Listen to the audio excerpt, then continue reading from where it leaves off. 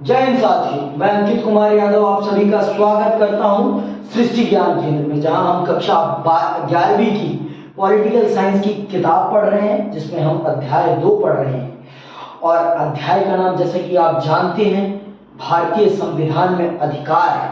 और आज मैं आपको चल रहा हूं बहुत ही प्रमुख विषय समझाने, और वो विषय है समानता का अधिकार।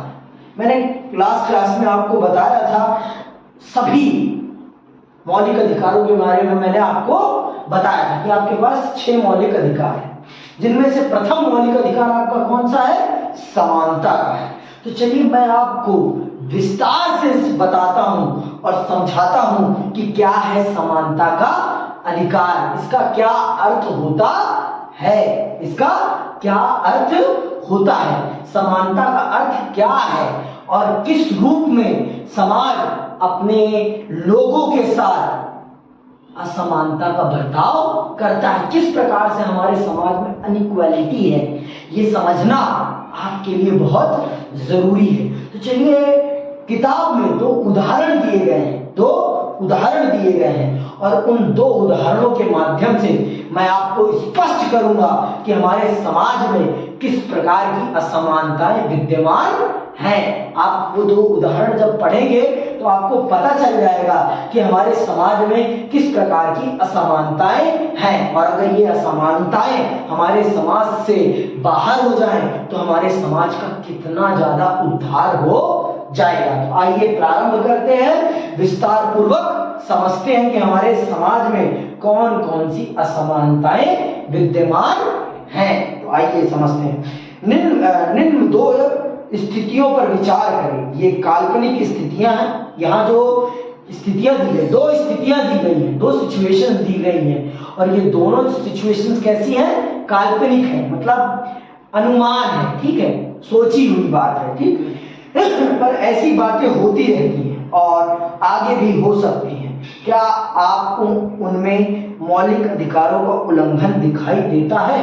चल रहा हूं मैं 2 आपको उदाहरण बताने, पढ़ने, और आप बताना मुझे दोनों, लक्की और पुष्कर, बताना क्या इन 2 उदाहरणों में किसी भी प्रकार की असमानता या किसी भी प्रकार के आपके मौलिक अधिकार का उल्लंघन हो रहा है या नहीं। ये आप दोनों मुझे बताना। सुनना ध्यान से। स्वदेश कुमार, नाम सुनो, स्वदेश कुमार अपने गांव गया। उसके साथ उसका एक दोस्त भी था।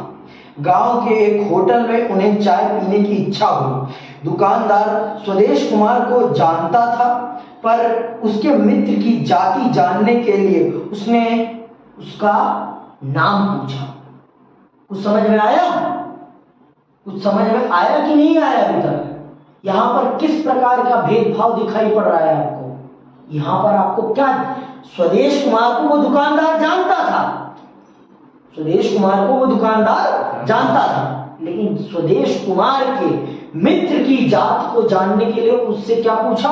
उसका नाम। सुनना आगे। नाम पूछा। उसके बाद दुकानदार ने स्वदेश कुमार को तो एक सुंदर कप में चाय दी, लेकिन उसके दोस्त को कुल्हड़ में चाय दी, क्योंकि वह दलित था, क्योंकि वह दलित था। तो आपको यहाँ पर कोई भेदभाव नजर आ रहा है या नहीं आ रहा है? आया कुछ? बोलो लकी, कोई भेदभाव नजर आ रहा है? किस मौलिक अधिकार का उल्लंघन हो रहा है? समानता के अधिकार का उल्लंघन हो रहा है। हमारा संविधान कहता है कि किसी भी व्यक्ति के साथ न जन्म के आधार पर, न जाति के आधार पर, न धर्म के आधार पर, न लिंग के आधार पर, न आय के आधार पर, न आय के आधार पर, न रंग के आधार पर, न नस्ल के आधार पर भेदभाव नहीं किया जा सकता है। तो आप देख रहे हैं यहाँ पर किस आधार पर भेदभाव हो रहा है? जाति के आधार पर। तो ये क्या दिखा रहा है कि हमारे समाज में, और आज भी है, आज भी आप गांव जाइए तो आज भी आपको जाति भेदभाव देखने को मिल जाएगा। आज भी आपको जातिवादी भेदभाव आज भी आपको समाज में देखने को मिल जाएगा। ये किसी से छिपा हुआ नहीं है, ये आपको यहां, मैं क्या कह रहा हूं, दिल्ली में भी देखने को मिल जाएगा। दिल्ली में भी आपको जातिवाद देखने को मिल जाएगा। आगे सुनो, दूसरा उदाहरण भी देखो। टेलीविजन के एक चैनल में समाचार पढ़ने वाले कुल 10 सदस्यों में से केवल 4 को यह आदेश दिया गया कि आगे वे समाचार ना पढ़ें, आगे वे समाचार ना पढ़ें। ठीक है, वे सभी महिलाएं थी। इसका कारण यह बताया गया कि वे सभी 45 वर्ष की उम्र को पार कर चुकी हैं, लेकिन उसी अवस्था को पार कर चुके 2 पुरुषों पर यह प्रतिबंध नहीं लगाया। यहाँ पर कौन सा भेदभाव दिखाई पड़ रहा है आपको? यहाँ पर आपको लैंगिक भेदभाव दिखाई पड़ रहा है। ये भी समानता के अधिकार के विरुद्ध है, ये भी समानता के अधिकार के विरुद्ध है। भाई 45 साल की वो भी हैं, 45 साल के 2 पुरुष भी हैं, लेकिन उनको समाचार पढ़ने से नहीं रोका गया, लेकिन महिलाओं को रोक दिया गया। क्यों भाई? क्योंकि ये समझा जाता है कि 45 वर्ष के बाद महिलाओं की खूबसूरती में कमी आने लगती है, लेकिन वही पुरुष का अनुभव दिखने लगता है उसके चेहरे पर, ये माना जाता है। तो ये क्या है? ये एक प्रकार का लैंगिक भेदभाव आपके स्कूलों में भी देखने को मिलता है, सिनेमा में भी देखने को मिलता है, हर जगह, घर में भी देखने को मिलता है। पापा मम्मी की बात नहीं मानते ज्यादा, घर को वो अपने हिसाब से ही चलाते हैं, घर को अपने हिसाब से ही चलाते हैं। समाज में पुरुष का ही दायित्व होता है। आप अपने घर में देख लो, बहन है अगर तो बहन की बात को दबा दिया जाएगा, उतना महत्व नहीं दिया जाएगा। आपकी पढ़ाई को जितना महत्व दिया जाता है, क्या उतना ही महत्व बहन की पढ़ाई को दिया जाता है? आपको पढ़ने के लिए विदेश भेजा जा सकता है, लेकिन उसको विदेश नहीं भेजा जाएगा। ये क्या दिखा रहा है? ये हमारे समाज में व्यक्त लैंगिक भेदभाव को दिखा रहा है कि हमारा समाज आज भी लिंग के आधार पर समाज में भेदभाव करता है, समाज में भेदभाव करता है। जितनी आजादी आपको मिली है, क्या उतनी ही आजादी आपकी बहन को या आपके घर में जो महिला है उसको मिली है? नहीं मिली। तो इसका अर्थ क्या है? इसका अर्थ है कि हमारे समाज में आज भी लैंगिक भेदभाव विद्यमान है। जेंडर अनइक्वालिटी आज भी हमारे समाज में विद्यमान है। तो चलिए विस्तार से समझते हैं कि हमारे समाज में किस किस प्रकार का भेदभाव होता है और हमारा संविधान किस किस प्रकार से इन भेदभावों को रोकने का प्रयास करता है। तो सुनिएगा, ये भेदभाव के स्पष्ट उदाहरण हैं। एक में जाति व दूसरे में लिंग के आधार पर भेदभाव किया गया। आपकी राय में क्या ऐसा भेदभाव उचित है? बताओ लकी, क्या ये दोनों भेदभाव जो किए गए हैं, क्या ये उचित है? किसी के साथ उसकी जाति को देखकर उसके साथ भेदभाव करना क्या उचित है? बताओ।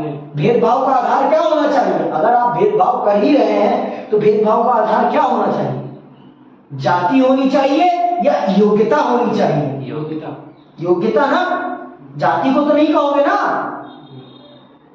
कि ये जाति है, इसकी जाति छोटी है हमसे तो इसके साथ भेदभाव होना चाहिए। क्या ये उचित है? क्या ये उचित है?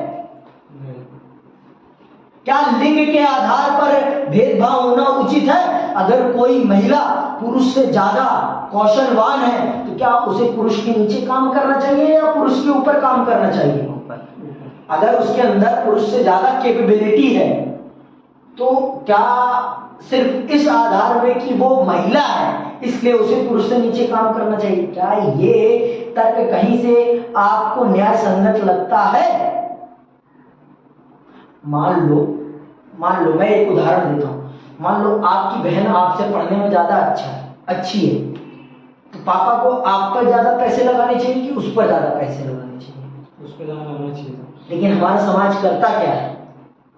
हमारा समाज बेटी पे ना लगाकर बेटे पे लगाता है। क्यों? ऐसा क्यों करता है? इसका आप मुझे कारण बता सकते हैं?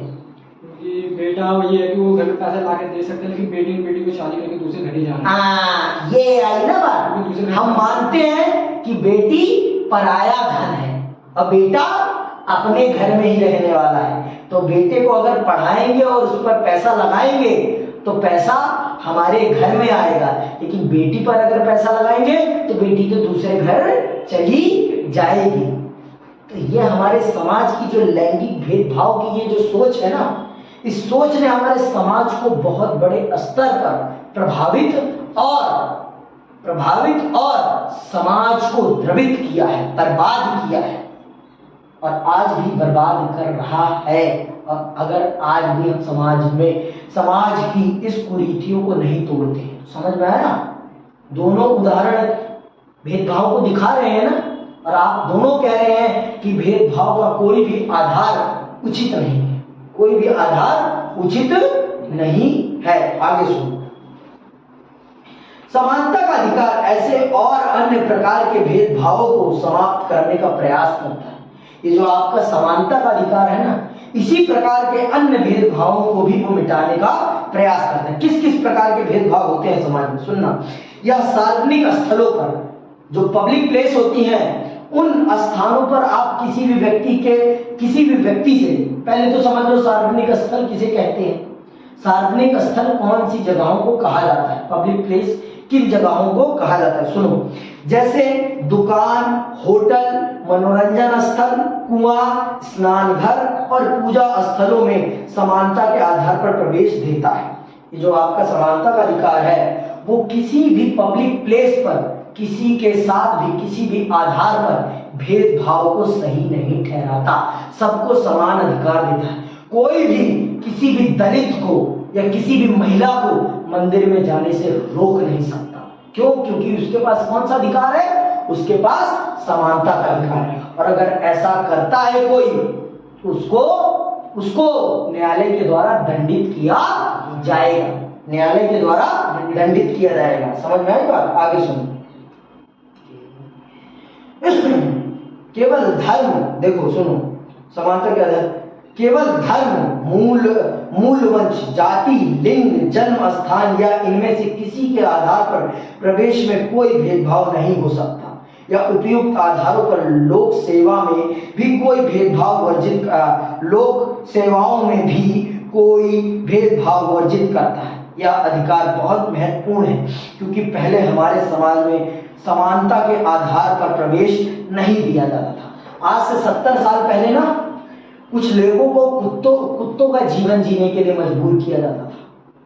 इनको आज मैं जो टर्म यूज कर रहा हूं, दलित शब्द, एक समय था कि इनको इंसान नहीं समझा जाता था, इनको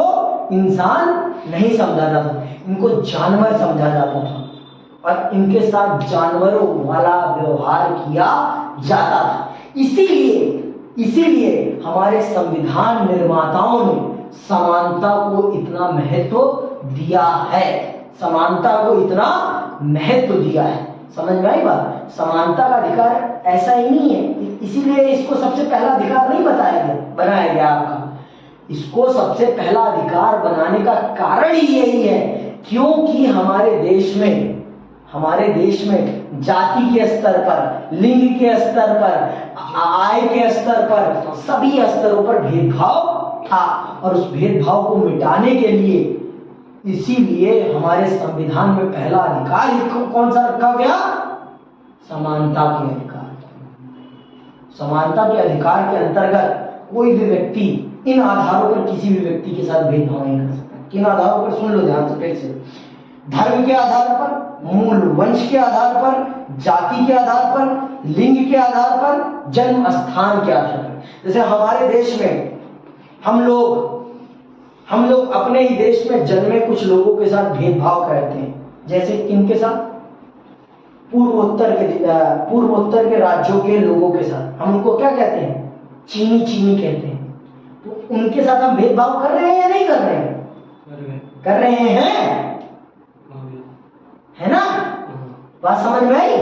हम अगर वो जाके पुलिस कंप्लेन कर दे तो हमारी खटिया खड़ी बिस्तरा गोल हो जाएगा क्योंकि हम उसके मौलिक अधिकार का उल्लंघन कर रहे हैं। और मौलिक अधिकार का उल्लंघन करने पर जो सजा होती है ना, वो पिछवाड़ा लाल करके पूरा का पूरा लंगूर बना देने वाली सजा होती है। समझ में आई बात? आप किसी के मौलिक अधिकार का उल्लंघन नहीं कर सकते। आज के टाइम पर आप किसी भी व्यक्ति को, अगर कोई दलित व्यक्ति है और अगर आप उसको उसकी जाति से संबोधित करते हैं ना, और अगर वो कंप्लेन कर देना आपकी, तो आपका पिछवाड़ा लाल कर दिया जाएगा। क्यों? क्योंकि आप उसके साथ जाति आधारित भेदभाव कर रहे हैं। समझ में आई बात? आप उसके साथ जाति आधारित भेदभाव कर रहे हैं। आई बात समझ में? ये बात जान लो और ये बात समझ लो कि कभी भी किसी के साथ भी जाति के आधार पर, जन्म स्थान के आधार पर, धर्म के आधार पर, वंश के आधार पर भेदभाव नहीं करना है। क्योंकि हमारा संविधान इस प्रकार के भेदभाव को क्या करता है? वर्जित करता है, कांटा मारता है कि अगर कोई भी हमारे समाज में इन आधारों पर किसी भी नागरिक के साथ भेदभाव करेगा, अर्थात उसे दंड मिलेगा, उसे दंड मिलेगा। समझ में आई बात? आगे सुनो। अछूतों की प्रथा समानता असमानता का सबसे भद्दा रूप है।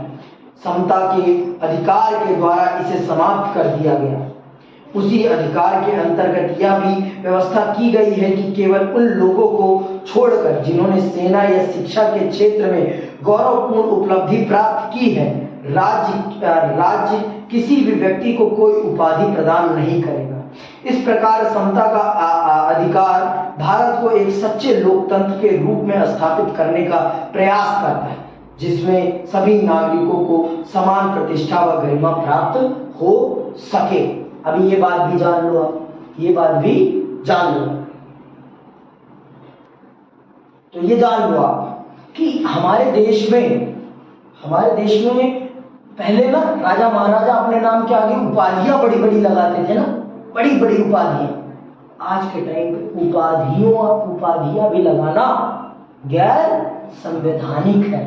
आज के टाइम पर आप उपाधियां वही लगा सकते हैं अपने नाम के आगे जो सेना के द्वारा या आपको मिली हो या आपने शैक्षिक रूप से प्राप्त की हो। इन्हीं दो उपाधियों को आप अपने नाम के आगे लगा सकते हैं। और ये उपाधियां, जो पहले की उपाधियां थी, उनको समाप्त करने के पीछे सबसे बड़ा कारण था कि लोग उपाधियां लगा के अपने आप को ऊंचा दिखाने का प्रयास करते थे कि हाँ, मैं तो तेरे से ऊंचा हूं, तेरे से ऊंची जात का हूं, तेरे से ये ठीक है। तो संविधान ने इस चीज को और समाज में समता लाने के लिए इस चीज को पूर्ण रूप से समाप्त कर दी कि कोई भी व्यक्ति किसी भी प्रकार की उपाधि अपने नाम के आगे नहीं लगा सकता। कोई भी व्यक्ति किसी भी प्रकार की उपाधि नहीं लगा। आप सिर्फ किस प्रकार की उपाधियों को अपने नाम के आगे लगा सकते हैं? दो प्रकार की, सैनिक उपाधि और शैक्षिक उपाधि। जैसे आप डॉक्टरेट, कुछ लोग जिन्होंने अपने विषय में पीएचडी कर ली होती है, उनके नाम के आगे क्या लगता है? डॉक्टर। और जैसे सैन्य उपाधि होती है कैप्टन, लकी सिंह, है ना? तो ये क्या, कैप्टन क्या है? उसकी सैन्य उपाधि है। और इसी प्रकार की उपाधियां आप अपने नाम के आगे, दो ही प्रकार की, शैक्षिक और सैनिक उपाधियां ही आप अपने नाम के आगे लगा सकते हैं। इनके अलावा कोई भी उपाधि आप अपने नाम के आगे नहीं लगा सकते। ये भी हमने समानता को स्थापित करने के लिए किया था। और हमारे समाज में आप सबको पता है छुआछूत की प्रथा थी भी कि नीच व्यक्ति ऊंच व्यक्ति को छू नहीं सकता। उस चीज को समाप्त करने के लिए करना बहुत जरूरी था। उस चीज को समाप्त करने के लिए ये चीज करना बहुत जरूरी था, जिससे कि समाज में ये जो व्यक्त थी असमानता, इसको पूर्ण रूप से समाप्त किया जा सके। ठीक, आगे सुनिए। क्या आपने अपने संविधान की प्रस्तावना पढ़ी है? पढ़ी है आपने प्रस्तावना? हाँ, प्रस्तावना नहीं पढ़ी? प्रस्तावना में शब्द ही आता है समानता। तो सुनना, पढ़ी है। यह समानता को कैसे परिभाषित करती है? आप पाएंगे कि प्रस्तावना में समानता के बारे में दो बातों का उल्लेख है, प्रतिष्ठा की समानता और अवसर की समानता। आपके संविधान की प्रस्तावना में दो प्रकार की समानता की बात करी गई है। एक है प्रतिष्ठा की समानता, मतलब आपके सम्मान की समानता, और दूसरा है आपके अवसरों की समानता। भाई आपकी प्रतिष्ठा, मान लो मैंने आपकी इज्जत की समानता दे दी आपको, लेकिन अगर मैंने आपको बढ़ने का मौका ही नहीं दिया आगे, तो मुझे इज्जत को क्या लेकर चाटोगे? मान लो मैं आपको नौकरी करने के लिए सुविधाएं उपलब्ध नहीं करा पा रहा हूं, तो आप आगे बढ़ पाओगे? आगे बढ़ने के लिए आपके पास अवसर की समानता भी होना बहुत जरूरी है। Equality of opportunity, equality of opportunity, ये होना भी बहुत जरूरी है आपके आगे बढ़ने के लिए। नहीं तो भैया जो अमीर बाप के बच्चे हैं वही बड़ी बड़ी नौकरियां प्राप्त कर पाएंगे। इसीलिए तो सरकार ने सरकारी स्कूल खोले हैं, जिससे कि गरीब का भी बच्चा पढ़ सके, गरीब का बच्चा भी पढ़ सके। लेकिन हमारे देश के गरीब के बच्चे को पढ़ने की जगह, जो पढ़ाने के लिए टीचर नियुक्त किए जाते हैं, वो पढ़ाने की जगह और ही कुछ समझाते हैं। तो गरीब का है, तेरे तू पढ़ के क्या करेगा? समझ में? जैसे आज के टाइम पे आपको अवसर मिला है पढ़ने का, लेकिन क्या आप पढ़ना चाहते हैं? अपने मन से पूछिए, क्या आप सच में पढ़ना चाहते हैं? आप सिर्फ पास होने के लिए पढ़ना चाहते हैं, आप वास्तविक रूप में पढ़ना नहीं चाहते। आप पढ़ने के लिए नहीं पढ़ना चाहते, आप सिर्फ पास होने के लिए पढ़ना चाहते हैं। और ये मानसिकता आपके मन में, हमारी शिक्षा प्रणाली में ही अंदरूनी तौर पर आपके मन में डाल दी है कि बच्चों पढ़ने के लिए नहीं पढ़ना, सिर्फ पास होने के लिए पढ़ना है। सबसे ज्यादा टीचर पर जो अमीर स्कूल के बच्चे, जो प्राइवेट स्कूल के बच्चे हैं ना, उनके अंदर ये नहीं देखेंगे आप, वो पास होने के लिए नहीं पढ़ते, वो पढ़ने के लिए पढ़ते हैं, वो अपने आप को इनहेंस करने के लिए पढ़ते हैं। ये डिफरेंस है। तो इस समानता, आपको भी वही अवसर मिले जो उस प्राइवेट स्कूल के बच्चे को मिल रही है, ये भी सुनिश्चित करता है समानता का अधिकार आपके लिए, कि आपको भी उतनी ही अपॉर्चुनिटी मिलनी चाहिए जितना कि उनके बच्चों को मिल रही है। समझ में आई बात? आपको भी उसी प्रकार की अपॉर्चुनिटी मिलनी चाहिए जैसे कि उनको मिल रही है, जिससे कि जैसे वो आगे बढ़ रहे हैं वैसे आप भी आगे बढ़ सकें, आप भी आगे बढ़ सकें। लेकिन यथार्थ रूप में मैं आपको बता देता हूं, समाज में अवसर की समानता नहीं होती। जिसके पास पैसा है उसके पास सुविधाएं हैं, और जिसके पास सुविधाएं हैं वो बेहतर करेगा हमेशा। भाई जिसके पास, अब खुद बताओ, गरीब का बच्चा ज्यादा दिन तक क्रिकेट खेल पाएगा? क्योंकि क्रिकेट खेलने के लिए जो इक्विपमेंट चाहिए वो बहुत महंगे हैं और वो अफोर्ड नहीं कर पाएगा। एक समय के बाद उसका पिता उसकी डाइट को अफोर्ड नहीं कर पाएगा, क्योंकि जैसे जैसे बच्चा आगे बढ़ता है उसकी रिक्वायरमेंट बढ़ती जाती है, और उसका पिता उतना नहीं। तो कहने के लिए हमारे देश में अवसर की समानता है, लेकिन वास्तविक रूप में अवसर की समानता आज भी कोसों दूर है।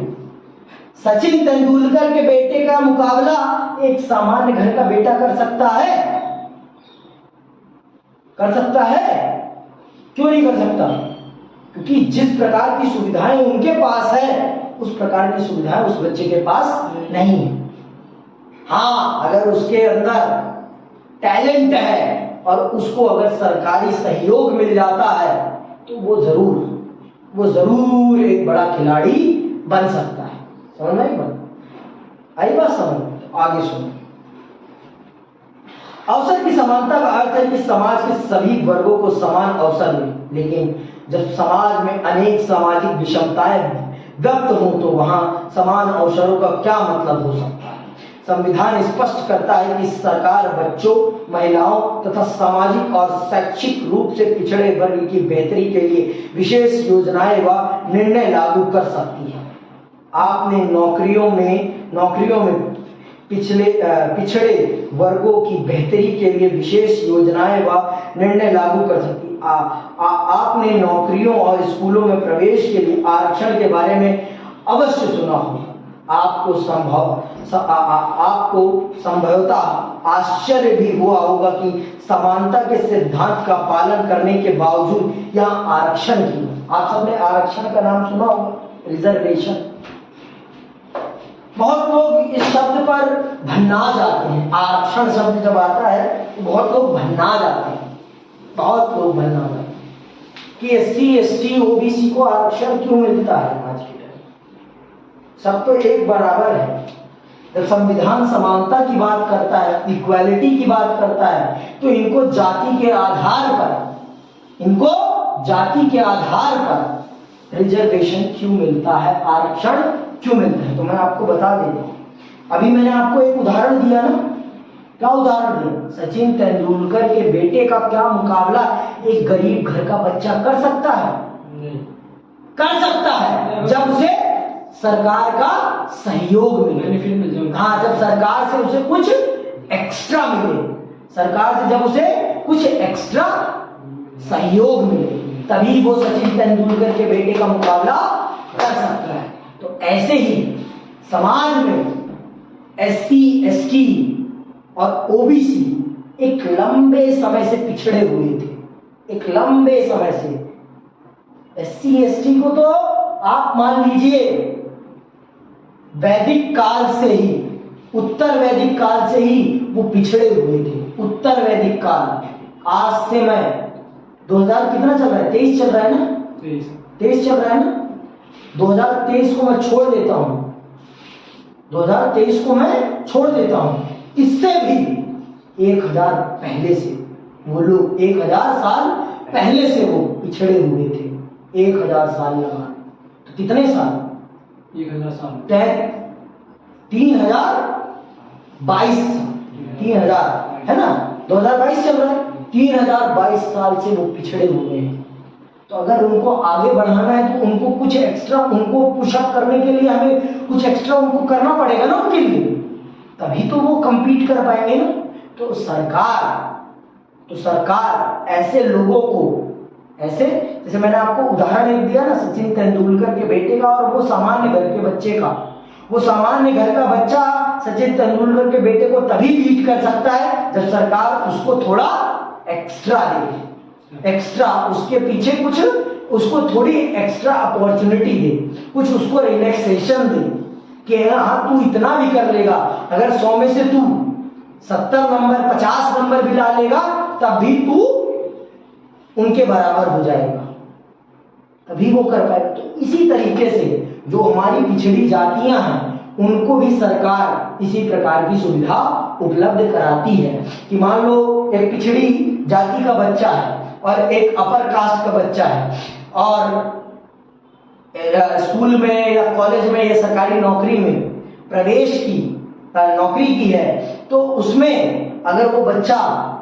60 नंबर भी लाता है और जनरल का बच्चा 80 नंबर भी लाता है तो दोनों के नंबर को एक बराबर कर दिया जाता है, उसे ग्रेस मार्क्स देके, उसको उसकी जाति के आधार पर ग्रेस मार्क्स देकर उसको उससे ऊपर कर दिया जाता है। क्यों? क्योंकि उसके समाज ने, उस बच्चे के समाज ने एक लंबे समय में अत्याचार झेला है, जिस कारण से वो बच्चा अभावपूर्ण परिस्थितियों से आ रहा है। और आप जिस परिस्थिति से आ रहे हैं, आप बहुत ही संपन्न परिस्थिति से आ रहे हैं। एक बार के लिए आपको मौका नहीं मिलेगा, चल जाएगा, लेकिन आज अगर उसको मौका नहीं मिलता तो उसके समाज का उद्धार नहीं हो पाएगा, वो फिर उसी गर्द में चला जाएगा, उसी बर्बाद जिंदगी में चला जाएगा। इसलिए अगर उसे निकालना है उस जिंदगी से तो हमें उसको कुछ अतिरिक्त सहूलियत देनी पड़ेगी, उसको अतिरिक्त सहूलियत देनी पड़ेगी, और जिसे हम आरक्षण कहते हैं, जिसे हम आरक्षण कहते हैं। समझ में आई बात? तो ये है आरक्षण, जिसमें सरकार पिछड़ी जाति के लोगों को एक्स्ट्रा सहूलियत देती है, हर चीज में एक्स्ट्रा सहूलियत देती है, जिससे कि वो सामान्य समाज के लोगों के साथ आगे बढ़ सकें, सामान्य समाज के लोगों के साथ आगे बढ़ सकें और कंधे से कंधा मिलाकर समाज में आगे निकल कर आ सकें। ठीक, तो ये है आरक्षण। आप आरक्षण को समानता का विरोध नहीं कह सकते, आप आरक्षण को समानता के विरुद्ध नहीं मान सकते। ये समानता को स्थापित करने के लिए ही लाया गया है, तो इसे आप समानता के विरुद्ध नहीं कह सकते हैं। आगे सुनिए, ठीक। वास्तव में संविधान का अनुच्छेद 16(4) साफ साफ कहता है कि आरक्षण जैसी नीति को समानता के अधिकार के उल्लंघन के रूप में नहीं देखा जा सकता। यदि आप संविधान की भावना देखें तो आप पाएंगे कि अवसर की समानता के अधिकार को पूरा करने के लिए यह जरूरी है। तो ये जो चीज है आरक्षण जो है, आप इसे समानता का उल्लंघन नहीं मान सकते। मतलब ये समानता के विरुद्ध नहीं है, ये समानता को स्थापित करने के लिए बहुत जरूरी है। अगर आप रिजर्वेशन नहीं देंगे तो वो पिछड़ी जात का बच्चा कभी आगे बढ़ ही नहीं पाएगा। भाई अगर उस बच्चे को, वो सामान्य घर के बच्चे को अगर सरकार कुछ एक्स्ट्रा प्रोवाइड नहीं करेगी फैसिलिटी, तो क्या वो सचिन रमेश तेंदुलकर के बच्चे को बीट कर पाएगा? कभी नहीं बीट कर पाएगा। क्यों? क्योंकि जितनी सुविधाएं उसके पास है उतनी सुविधाएं उस बच्चे के पास नहीं है। तो इसलिए सरकार को उसको कुछ एक्स्ट्रा प्रोवाइड करना ही पड़ेगा, तभी वो उतने आगे बढ़ पाएगा। तो अगर कोई कहता है कि रिजर्वेशन गलत है तो उसको 2 बार अपने गाल पर तमाचा मारना चाहिए और फिर जाकर इतिहास पढ़ना चाहिए, फिर जाकर समझना चाहिए उसे कि समानता को स्थापित करने के लिए आरक्षण लाया गया है। समानता का उल्लंघन नहीं करता आरक्षण। समझ में आई बात? आगे सुनिए, ठीक है। अनुच्छेद 21 पढ़ रहा हूं मैं, ठीक है। तो ये जान लो आप। तो ये है आपका समानता का अधिकार, ये है आपका समानता का अधिकार। अगर आपको कोई भी किसी भी प्रकार का डाउट हो तो आप कमेंट बॉक्स में जरूर पूछिए, मैं उसका उत्तर देने का प्रयास करूंगा।